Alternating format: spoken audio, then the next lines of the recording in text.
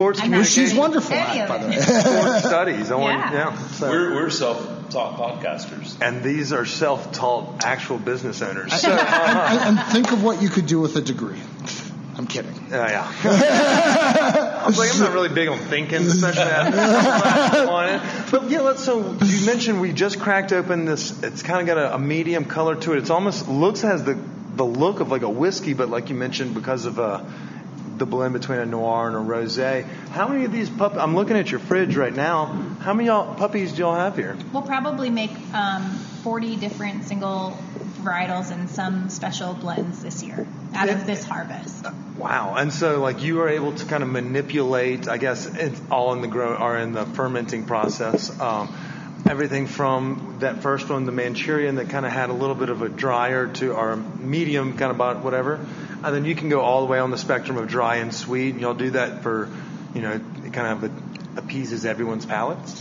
Yeah, and I think a lot of it has to do with the apples that we get. And we don't ever say, like, I'm going to make this cider taste like this and have this dryness. We sort of see where the apple leads us. And some of the apples lead us to be a little sweeter, and they taste amazing on the sweeter side, and some of them lead us to like a drier place, and they taste amazing on the drier place. It's really, truly the character of the apple that makes the difference. You're usually trying to balance, many things, but in a big picture sense, acidity and tannin on the one hand, and then a little bit of sweetness on the other. Meaning, if something is really sharp and tannic, the only way to make it balanced is to have a little bit more residual sugar, and the opposite is also true. If something is less tart, it tastes way more sweet at the same sugar level. So we go into it saying we want to make a balanced drink that's not either too austere or too sweet and cloying or too anything, hopefully.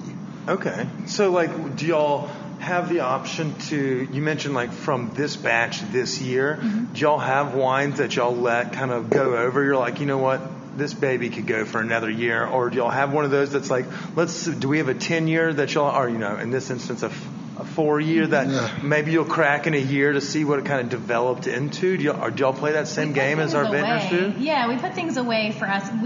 We're a young business, so we have to release everything, basically. We don't release it until it's aged a little bit in the bottle, but we put things away. And this past year, I think it was for our holiday party, we opened for the staff a 4-year vertical or a 5-year vertical of one specific apple, Ruby John. So we had 4 or 5 years of the same apple fermented, and we can taste the difference in the vintages. It's amazing. Yeah, it ages. It's much better on year 2 than it is on month 2. We're still selling a few products right now from the 2017 harvest, and we're right about to start the 2019 harvest. But yeah, we've aged our cider for 5 years. It keeps getting different and better, certainly for the first 4 or 5 years or so. Let's talk about that 2017 year. It was obviously probably a whirlwind of emotions. It was probably, it made you feel good, grew a little bit in places you usually wouldn't. Is that what you were like? Did it put you on the map with other folks that play the game? Like now people are like, oh, fuck these Haykin Family ciders. I mean, you've got 2 walls of medals over here. Not to humble brag, but that's twice as many medals as I had in 32 years. I think our first year we got a best in class award. I think it made people interested, or at least sort of know our name. But maybe we were a fluke. So it was different. Now we've done that for 3 years in a row. We've gotten best in class. one year, 2 the next, and 2 the third year. So now it helps. It's part of the whole story, right? It has to be a real product. It has to be authentic. There have to be farmers behind it. There have to be many, many, many things. But when that's all in place and you have a track record, at some point it's starting to feel like we're being welcomed inside of somewhat of a larger community of craft producers that have a top shelf take on this category. And these were people I only read about when I was learning to cider make. So, I mean, these were, they were like the celebrities in the industry. And so it's cool, very cool that to be invited into that community. I know that feeling too well. There's literally zero other cool podcasts like that out there. So we're making our circle. We're making our own circle. Yeah. Y'all are welcome to join us as the top cider makers in town. And not to also humble brag, but toot the shit out of your own horn. That's what we do. In 2019 at Glintcap at the awards, we, as a commercial cidery, won the most gold medals of any cidery in the world. Shout out! Yes, we won 6 gold medals for our cider this year, and that was the most of any company in the world. So that was pretty cool. That's awesome. That is pretty cool. And so we're sitting here sampling those, and I feel like our listeners need to know. I'm going to remind y'all again, Storm Appetit, brought to you by Live Nation. We are down here at 33rd and Peoria, right there on the line between Stapleton and Aurora. Roughly 5 minutes from, what'd you say, Stanley Marketplace, 2 seconds behind what used to be the golf course for the doctors at University Medical Center, and right off the I-70 and Peoria exit. Y'all need to swing through here, taste it. They're open Thursday through Sunday night. I mean, as someone that is not usually a beer guy, and this is my first time to sit around and just drink cider, this is a lot more refreshing than that woodchuck that, my brother's girlfriend's had an allergy or some bullshit, and it was the last beer in the fridge. This is a lot more refreshing and delicious, so I will speak to that, and I recommend our listeners try it out. And I'll tell you what the difference is. It's not made at all like beer, at all. It's made exactly like wine. And a lot of cider products are made using different techniques or methods, but this couldn't be more simple.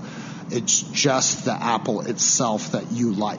I mean, I'm sure our production techniques are good and all that. Our growers are amazing. And a big part of what you're tasting has nothing to do with us at all. There are amazing fruit growers right here that nobody knows about because they're not going to find them at King Soopers, right? So there's a lot more than whatever we're doing under this roof in your glass.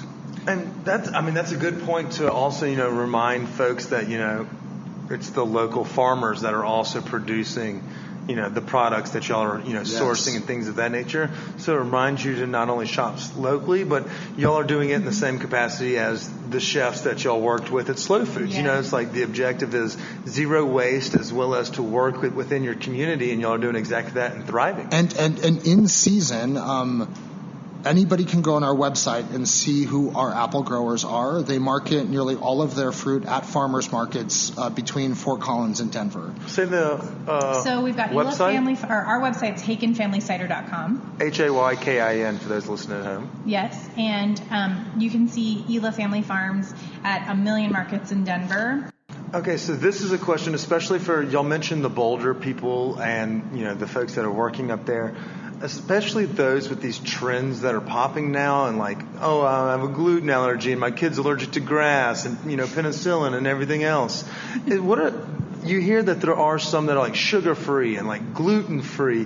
What is the difference between those that are, I guess, not sugar-free, but you know what I'm talking about? Like they have additives or preservatives or whatever the fuck it may be. No, right. So like the problem is there are so many, like I don't know all of the labeling restrictions, but there's so many games that people play with ingredients, right? Like, did that start as an apple or apple juice concentrate? And I have no idea what other people are doing, but when I say apples and yeast, I mean apples I hand selected at the orchard and yeast and literally nothing else. So to the extent that you're allergic or otherwise somehow troubled by eating apples, it may not be the right product for you. Not that allergy, but like the other crazy, I mean, we use a tiny amount of sulfite so the product ages super smoothly. That's the only thing I can think of. Otherwise, it's literally an apple. And a lot of people approach cider because of a gluten allergy and like they can't drink beer. We've actually had people come into our tasting room. It's really funny where you have like a guy and a girl and she's like, I went to all the breweries with you. You're going to sit here while I drink my cider because she was allergic to gluten and couldn't drink at the brewery. And he's like, whatever you want, honey. And they walk out with a bunch of bottles because it's something she can actually drink. So he probably got behind as well. I mean, totally. Yeah, exactly. And gluten-free is a designation that requires a lot of whatever, but we don't add anything other than apples and yeast. So if you're gluten free, you can drink our cider. That was the word. I wasn't sure. Some of our growers are fully certified organic. All of them are doing really small growing techniques that I feel very comfortable with. Inherently, we're vegan, gluten-free, kosher. Like I don't know how many things. You just checked all the boxes for half of Colorado. That's an apple. If you can't make it here, I don't know how you Stay sober, or go visit our friends over at the Clinic, Colorado, or Live Well Enlightened Health. They can take care of you in all the herb format. If you can't, if that's not your game, then I'm not sure why you're listening to this podcast. So one thing I think would be cool, since you two know a shit ton more about cider than we do. I've learned a lot. Yeah, I feel like I'm a moderate expert now. This is a knowledge bomb episode. Yeah. But some people like to pair beer with certain dishes. You pair wine with certain dishes. How do we inform people about kind of like, I'm making pasta, or I'm having some kind of fish tonight, or I'm doing something like, let me go grab this bottle of Haykin Cider I got. So we put tasting notes on all of our bottles, so you can look at the tasting notes and have that lead you in just in the same way that you would with wine, or ask your local liquor store or bottle shop to lead you along that journey. Or in our tasting room as well. So we retail the widest array of products right from our own facility. So we're licensed as a winery. So just like a winery can sell its own bottles, we can as well. So certainly, most of our regulars here are already club members of ours, and there's a regular quarterly shipment. And so the people who come here to taste the product, buy the product, etc., will guide you to anything. I mean, if you're having fish or a T-bone, you really want two different ciders, and we got your back there. Question. So if they wanted to sign up for I may have missed that because I was posting pictures on the internet. If someone wanted to sign up for the group, go to the same website? Yeah, go to our website. We have a club. We do 4 shipments a year. There are 2 levels of the club. I highly recommend the Pippin level, which is sort of the higher Scottie level. Pippen? Yes, exactly. Because we sort of release our super reserve interesting stuff. Pippin is the English word for seedling. So not Scottie Pippen. No. Not nearly as cool. We'll edit that out. We'll cut that out. Okay, you didn't want to be a 6-time, I guess, national champion then. Sorry about that. Okay, I just wanted to get that plug in there. So if you are super nerdy and awesome about cider and you want to get the coolest stuff, the best way to do that is to join our Pippin Club, because we hold back a lot of really cool stuff that we have in very small amounts to release to our club members.